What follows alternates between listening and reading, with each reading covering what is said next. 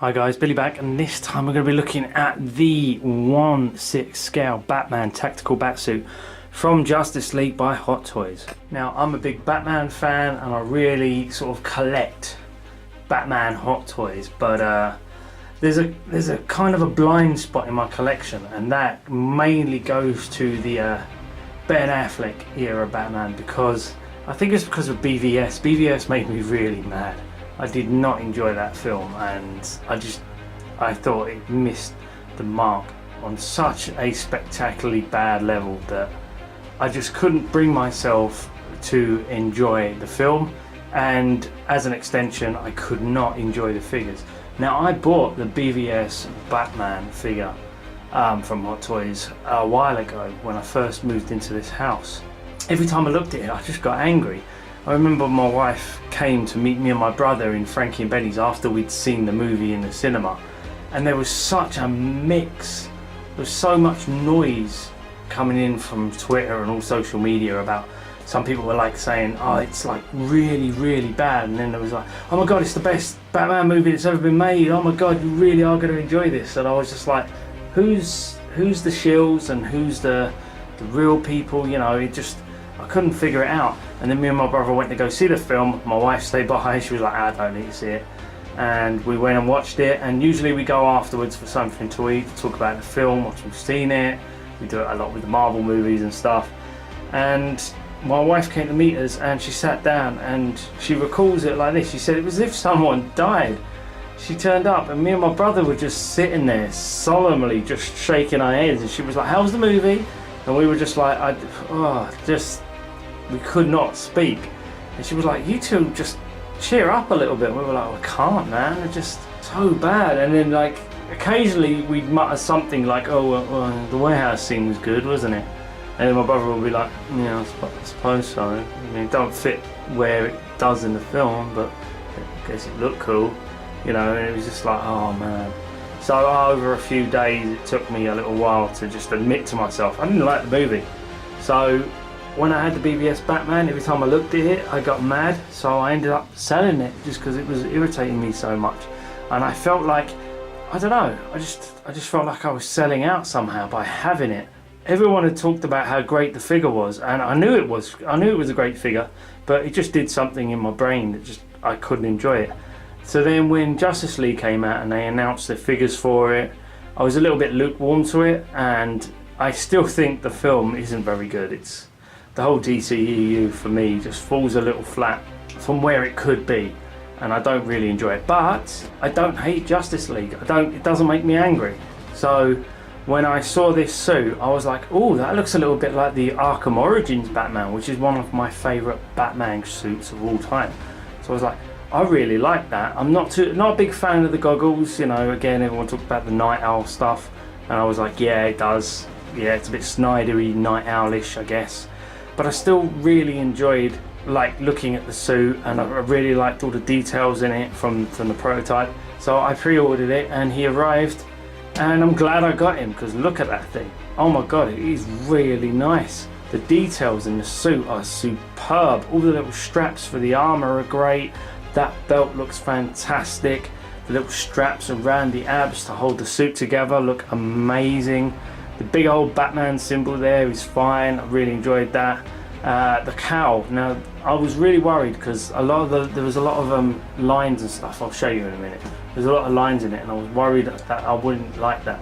But when you've got this guy in hand and you have a look at that cowl, the fact that it has all these different textures in that cowl really makes this figure far more detailed than it should have been, and it works so much better. And I now go back and look at the BVS suit, and it just looks like a fat man wrapped in rubber, and it just and I'm glad I managed to be able to get a Batfleck in my collection that wouldn't send me into a rage every time I saw it. So yeah, without further ado, let's get on and have a real good close-up look at this guy. Okay, let's just have a quick look at the accessories. Now, you get quite a bit with this guy. Obviously you just get the usual stuff to begin with. You get these different shaped hands, and as you can see as I bring it up, you can see there's some really nice detailing in those gloves. Those knuckles look really good. Got some great details in there. some nice trim and lines there, like there's this sort of leather stitching into it. Very nice gloves, and you get 2 open, 2 fist, and 2 weapon gripping hands, plus a batarang throwing hand as well. Speaking of batarangs, you get 3 batarangs, and they're nicely painted. Really great weathering. Look like he's used them a few times. It's a lovely design for the batarang actually. It really works really well. Yeah, big fan of those. You've got these bat bombs of some kind, and they've got sort of like a brush gun metal style to them, but they're just big orbs really. Big black orbs with a little bit of brush metal to it. Very nice. I'm not sure I'm going to be using them very much. And then you've got a, what I call the, I think this is like a line launcher, a bit like the grapple gun, and that's very nice as well. And you get several of these different grapnel gun ends you can attach to the figure. 1 open, 2 closed, and another semi-open. And here's a grapple gun. Very nice. I like the way they've sort of done this wood stock style handle. Very nice weathering to it. You can add the line launchers in the end here, and you get 2 line launchers. 1 here like so, and that can attach in. Take that out. You can have one that's sort of semi-firing at the time. Get a bit of action pose going, which is very nice. And of course you get 2 sets of goggles. 1 set for around the eyes, and 1 set that goes, oh I think that's back wrong way around. I think this set goes on the eyes, and these goggles just go above the eyes onto the forehead. Extra wrist pegs, always nice.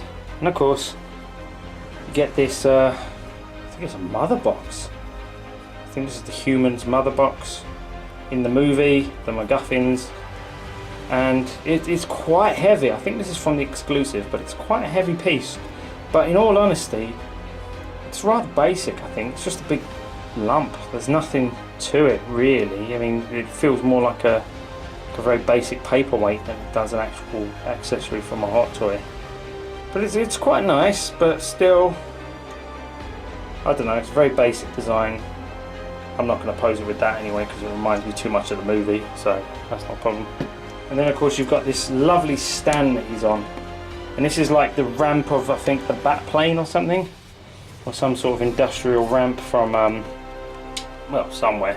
It's got the Justice League logo on, Batman tactical suit on a metal plate there, and it's quite nicely painted, very simple, and it really elevates the figure. But unfortunately I'm not going to pose it with that, simply because most of my figures are posed with perspex stands. This guy's going to get a perspex stand as well. So what I'm going to do now is I'm going to take this stand away, put him on his perspex stand, and take a look at the actual figure itself. And here is a closer look at the Cowl, and I've got him sort of firing the grapnel gun at the moment. If we have a really good look at this, you can see I've swapped the goggles over to the ones on his forehead now. And there's some amazing details in this Cowl. Just all the line variants going through it, as you can see. Turn it around, you can see there's different textures there in the bottom of the Cowl than there is at the top.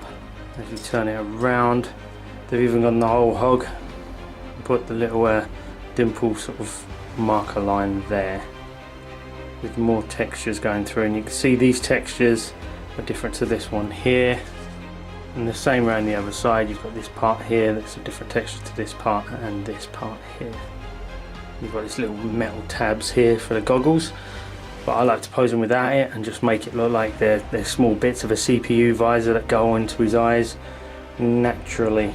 But that's the Cowl. And then you've got 3 different sets of eyes. You've got one's looking right, one's looking left, and one's looking straight forward. I had the ones looking left on, now I've got the ones looking right on it, and I've got the teeth gritted mouthpiece in, and they're very nice. They're just magnetically placed in there, very nicely painted. Some nice 5 o'clock shadow going on, just like Batfleck has, and they're not overpainted the lips or anything, and the teeth are nice and white but not too white. And overall it's just a really nice Cowl. You've even got this tiny little bit of a gold accent or a brass accent coloured there, which really adds to it, and all those different textures work together, far more detailed, and it just looks of a more high quality, and I love it. I've got a lot of respect for Hot Toys and the costume designers because they did a really great job. You see the Arkham Knight guy is quite big, but the Batfleck is kind of, in comparison, he's a little bit smaller but not too much, and they kind of look right. In fact, they look a lot better than what I'm about to show you, because now that the time has passed, everybody was talking about this figure like they love it. It's still a great figure. They talk about the Christian Bale Batman, the DX12 being the definitive one. But when you put him next to these two guys, he's a lot smaller, isn't he? Yeah, so unfortunately, yeah, that's a shame, isn't it? You can see the size of the head differences between all three of them. And I think Christian Bale's not a small guy. I don't know if he's much bigger than Ben Affleck, but he's not a short guy either. And he actually compares in height-wise to the Keaton Batmans a little bit, and it doesn't stand up so well. So when he's next to these two guys, they really do dwarf him. So I'm a bit cautious about that. I might have to get Christian Bale a taller stand, but I've actually got him on a riser anyway, just so he stands a bit taller. And yeah, I just thought I'd put those two next to each other so you could have a look. Both heavily armoured Batmen, absolutely fantastic. Please, Hot Toys, please do an Arkham Origins Batman. Okay, and articulation wise, this guy he's not too bad. He does have some restrictions, although the suit doesn't feel like you're absolutely stretching it to maximum capacity at the first, you know, at the first sight of movement. As you can see, I get a 90-degree bend in the arm there. The shoulder pad goes up quite well, but you start to get this ruffling here. Now what I like to do when I take my fingers out of the box is I stand them in a museum pose for a few days without really putting them into any extreme poses for a while. That just lets, like, because when you open up a Hot Toy and you smell it, there is a strong paint and chemical smell from it. So what I like to do is I like to take them out of the box for a few days and let that dissipate and disappear a little bit, because I'm hoping that that actually allows the paint to settle and all the different bits of fabric to settle properly, and then I might think about putting them into some sort of different kind of pose. And so far I haven't really had any problems with it. Now, I think a lot of people open up the boxes and within an hour they've got it in extreme pose, and I don't think everything's had time to settle and, you know, simmer down a little bit. I know it's been out in the factory and they leave it all to dry beforehand, but then the chemicals start to build up again in the box underneath all that plastic protection. So I like to take it and let them breathe for a little while before I put them in extreme poses. But as you can see, there's some really nice dry brushing on that armour. There's a fantastic sort of movement in the suit. I'm not going to show you all the articulation. The ab crunch isn't great, to be honest. There's not a lot of it. There's a little bit, but there isn't a lot. The waist swivel, it's okay. There's a little bit of movement in there. As you can see, I've turned the waist swivel a little bit, and there's some nice articulation in the legs. You can move the thighs, and you can turn the foot outwards like the way I've got it, so he's facing a certain way and his leading leg is facing the same way he is. And then you've got that back leg, you turn that back around to sort of balance him a little bit. And I think I'm going to get some really nice poses out of this guy. Is it going to be amazing posing? Not really. I reckon I'm probably going to be a bit stuck with a few of the more extreme poses. You're definitely not going to get the Iron Man landing pose with him. Why you would, I don't know, but you can't do that. But he's still a very nice figure. Such great paint application. Very movie accurate, to be fair. His size is really commanding when he's on a shelf next to another 1/6 scale figure. Although Die Hard guy is a little small. Next to Bruce Willis here, you can see he's very imposing.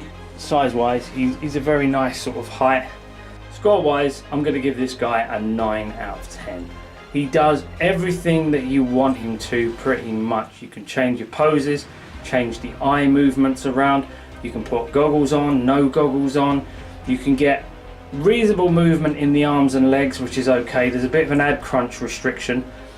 They went for movie accuracy rather than articulation, and that's fine, but there is a little bit of restriction there, so you can't do everything. These armor pieces here, you've got to try and bring them in a little bit because they sort of stick out and jut out a little bit.